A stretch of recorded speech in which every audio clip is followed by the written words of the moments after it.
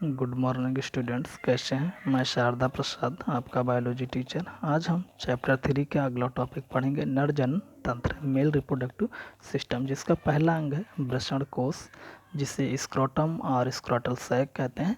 ये एक थैलेनुमा संरचना होती है जिसके अंदर जो टेस्टिस होते हैं वो बंद रहते हैं, और वृषण कोश में 3 लेयर पाए जाते हैं, जिसमें बाहर की तरफ जो लेयर होती है वो पतली रोम युक्त होती है, त्वचा होती है, और मध्य भाग में ढीले संयोजी ऊतक का स्तर होता है, तथा भीतर की ओर आरेखित पेशी तंतुओं का बना मोटा सबक्यूटेनियस स्तर होता है, जिसे हम डार्टोस मसल्स भी कहते हैं। तो कभी कभी पूछ लिया जाता है कि जो आरेखित पेशी तंतुओं का मसल होता है उसका नाम क्या है, तो जिसे हम डार्टोस पेशी कहते हैं।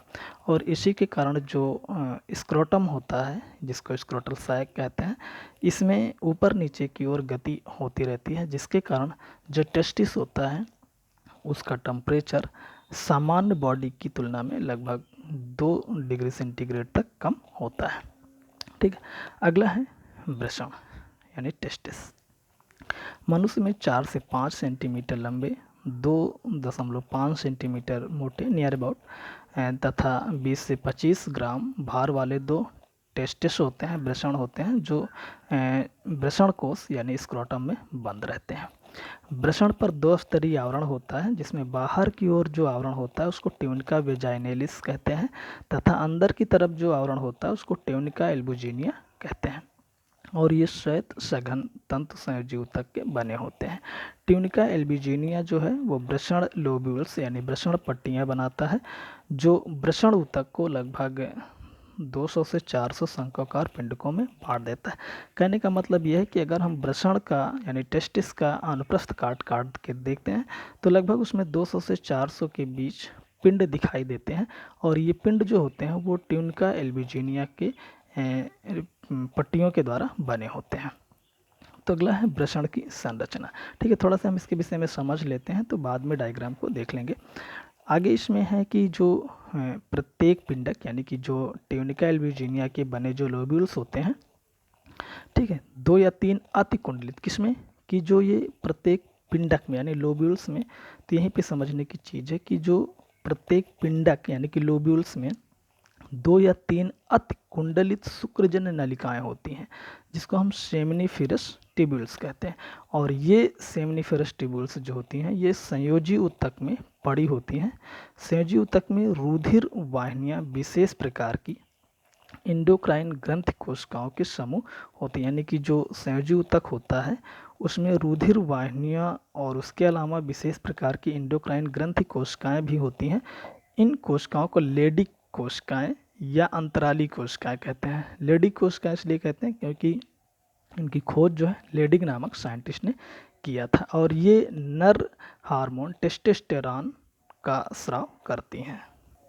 ठीक है, तो ये हार्मोन यानी टेस्टोस्टेरॉन हार्मोन जो होता है ये जनन ग्रंथियों तथा द्वितीयक लैंगिक लक्षण जैसे कि मतलब कि बोलचाल, बॉडी में चेंजेस, इसी के कारण आते हैं। ठीक है, तो सहायक होते हैं। अगला शुक्रजन नलिका यानी कि जो सेमिनिफेरस ट्यूब्यूल्स होती हैं पतली एवं कुंडलित होती हैं, बहुत पतली होती हैं और कुंडलित होती, कॉइल्ड होती हैं। इनके चारों ओर एक झिल्लीमय आवरण होता है जिसे हम ट्यूनिका प्रोपिया कहते हैं। ठीक है, इनके अंदर की ओर किसके यानी कि जो कनेक्टिव टिश्यू के यानी जो लोब्यूल्स होते हैं उन पिंडकों में अंदर की ओर जनन एपिथेलियम यानी जर्म एपिथेलियम का स्तर होता है। इस स्तर में 2 प्रकार की कोशिकाएं होती हैं।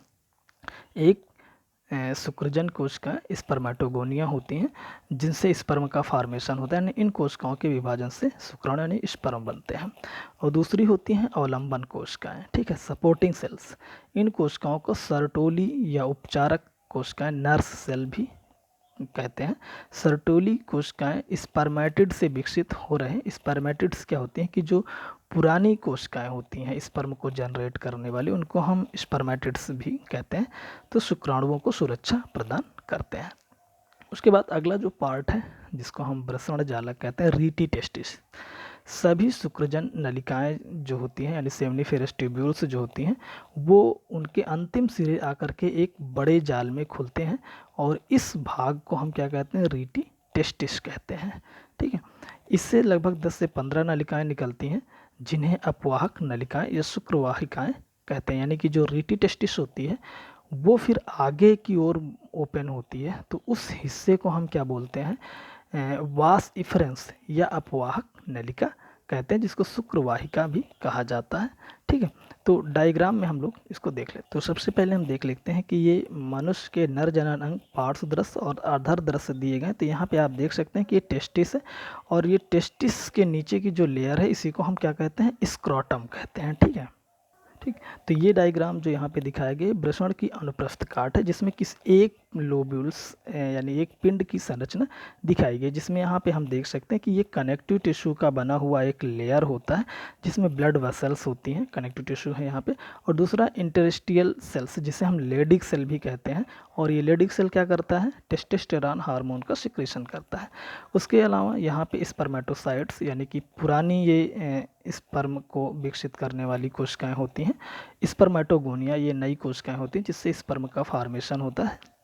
ठीक है, स्पर्मेटिड्स हैं यहाँ पर, ये भी उसी का काम करती हैं। उसके बाद सर्टोली सेल्स होती हैं।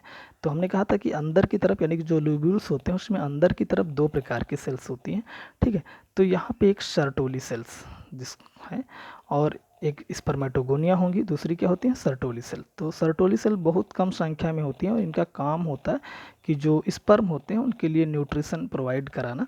ठीक, तो यहाँ पे आप ये देख सकते हैं डायग्राम में। ठीक है, तो ये आपको स्पर्मेटोजोआ जो है, स्पर्म को ही स्पर्मेटोजोआ कहा जाता है। स्पर्मेटोगोनिया जर्म सेल्स होती हैं जो स्पर्म को प्रोड्यूस करती हैं। ठीक है, ग्रहाकार वृषण का संक्षिप्त वर्णन कीजिए।